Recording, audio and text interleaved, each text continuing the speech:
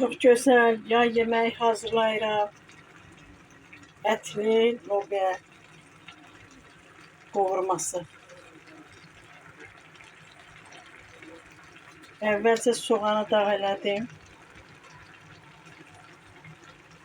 Üzərinə toyuğun döşünü bir filesini xırda doğrayıb soğanda qovurdum. Sonra döşətini götürüb lobyanı töküb pişirdim. Lobya pişib hazır olanda yaxın kartofun təzədən toyuq filesini tökdüm üzərinə. Duz, istiot, bir çimdikdə zəncəfil tökdüm.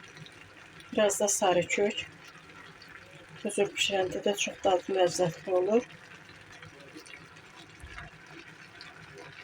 Həm doyumlu, həm də tutumlu olur.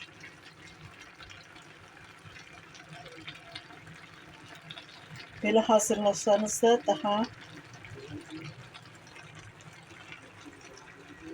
güzel və ləzzətli olacaq. İstəsək ki, bunun üzərinə yumurta da vura bilər. 3-4 ədəd kənd yumurtası da vura bilərsiniz. Varınızsa. Hər yerdə var, şükür Allah'a. Bu da çok güzel olur. Bizler lobyanın üzerine sevmiler diye indi vurmuram.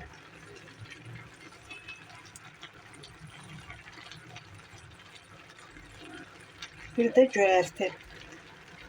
Keşniş bir dəstə üzerine götürənə yaxın. Səpib qapağını örtürür.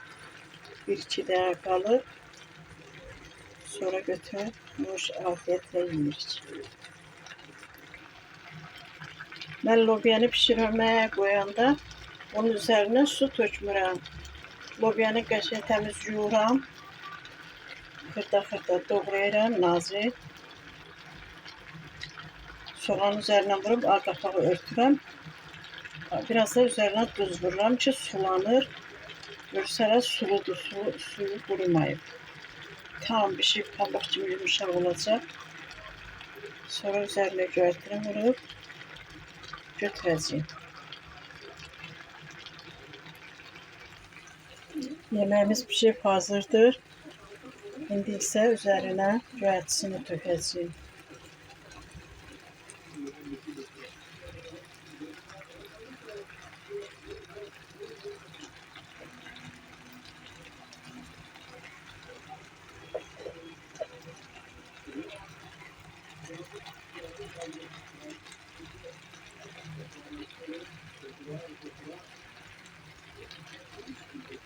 Yumurtalı isteyen indi üzerine yumurta vurabilir.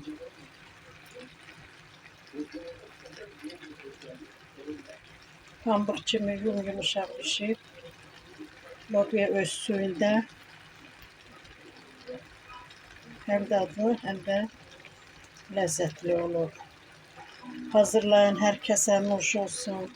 Afiyet bal şeker olsun.